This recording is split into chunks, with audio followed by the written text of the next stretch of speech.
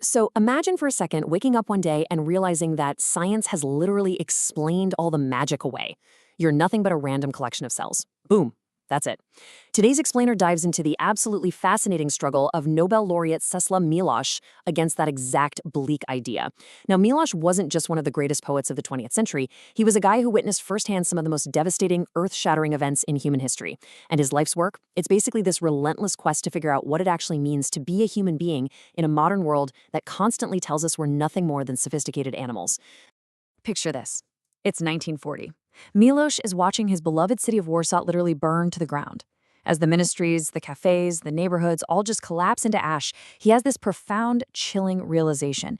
The entire veneer of culture just completely melted away. In those endless columns of refugees, all the makeup, the tailored clothes, the social standing, none of that meant a thing anymore. What was left was just pure, vulnerable, unadorned flesh. It was this brutal, absolute reduction of the human being down to bare biology. And an experience that visceral, it forces a seriously uncomfortable question.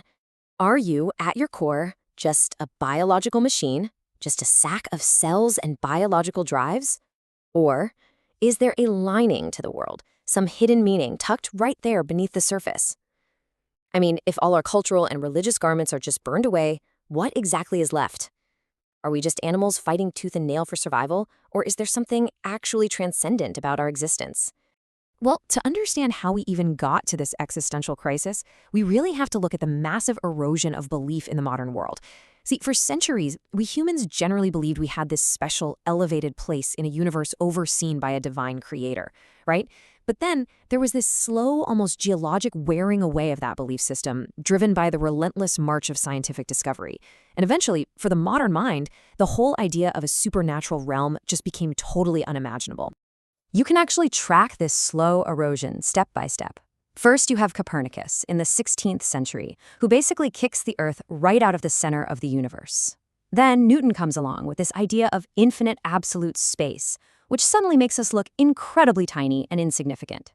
Fast forward to the 19th century, and Darwin places us firmly inside the evolutionary chain, totally erasing that clear, comforting boundary between humans and animals. And finally, this all culminates in the 20th century, where these very ideas were twisted and weaponized into absolute political terror. And that brings us to the core concept here, reductive materialism. Basically, this is a cold, totally indifferent perspective that strips away human dignity by treating us as nothing more than cogs in a giant natural machine. It's the belief that on this earth, there is absolutely nothing except this earth. No soul, no divine spark, no higher moral law. It's just matter reacting to other matter, all driven by blind determinism. And for Miłosz, you have to understand, this wasn't just some bleak, abstract philosophy. It was an active, literal danger to humanity. Because when we lose that special place in the universe, the consequences are terrifying.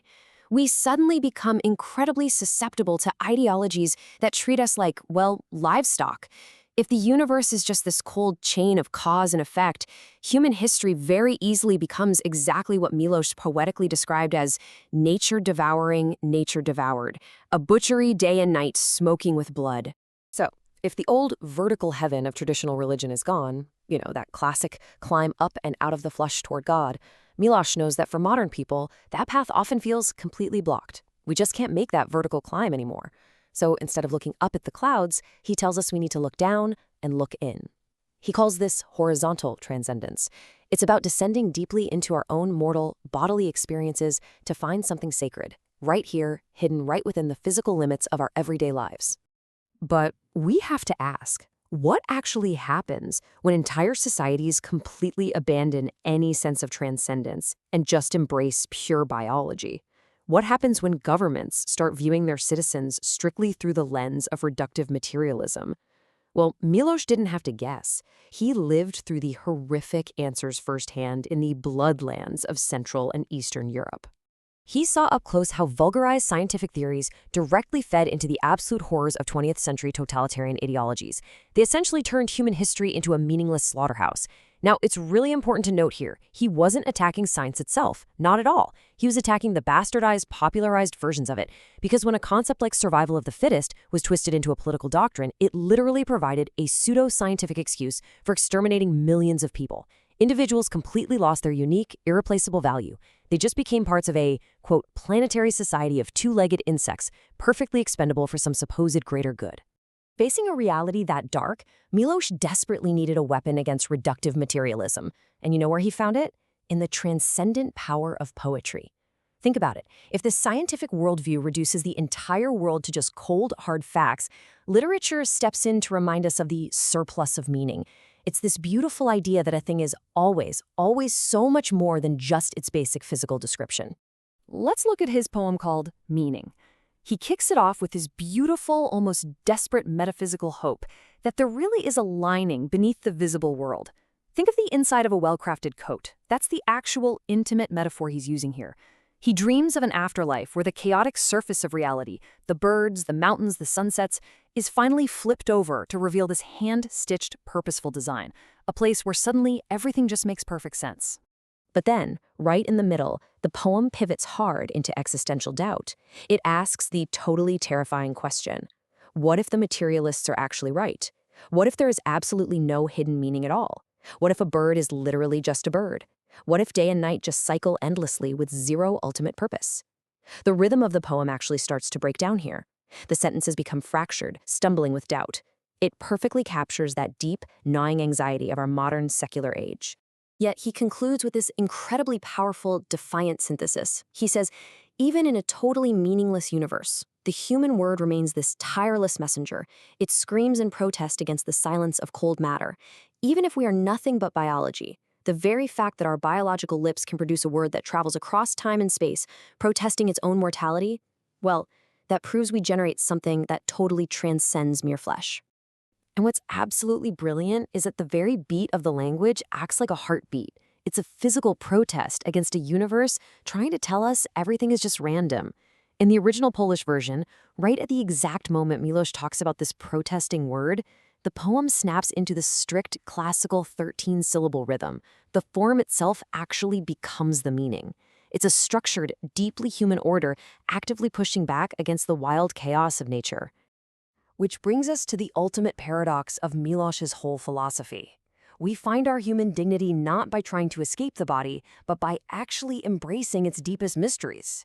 He realizes that poetry, faith, consciousness, none of that happens in some distant abstract realm. It happens right here, in your blood, in your lungs. By looking incredibly deeply into the flesh, we actually find the very things that seem to transcend it. Just consider the profound imagery of his overarching project, finding faith right there in the flesh. It's about seeing the human figure, grounded entirely in the dirt, yet somehow radiating something absolutely massive. This is Miłosz's ultimate answer to the horrific mass violence he lived through. He's telling us we absolutely must see the body not as a random collection of cells or some expendable biological matter, but as something fundamentally sacred. Something profoundly mysterious that reaffirms the irreplaceable value of every single individual. He ultimately viewed human consciousness as this transcendent spark literally trapped in matter. And to him, that was the empirical proof that we are way more than just biology. I mean, think about how wild this actually is. Your physical body is stuck sitting right where you are at this very second. Yet your mind, this 3-pound lump of biological matter inside your skull, can instantly travel to the surface of Mars, it can rewind time to the age of the dinosaurs, or it can imagine a future hundreds of years from now. For Miłosz, that unbelievable capability is the absolute proof that the reductive materialists are missing something massive. So, as we wrap up this explainer, I want to leave you with one final thought to really ponder today. If you are, in fact, more than just a biological machine, what profound mysteries are hidden right now, right inside your own flesh? We are these walking, breathing contradictions, completely tethered to the dirt, yet fully capable of touching the stars through our minds, our words, and our art. Take a second today to appreciate the incredible, defiant spark that is your own consciousness. Thanks for hanging out with me for this explainer, and definitely keep exploring those mysteries.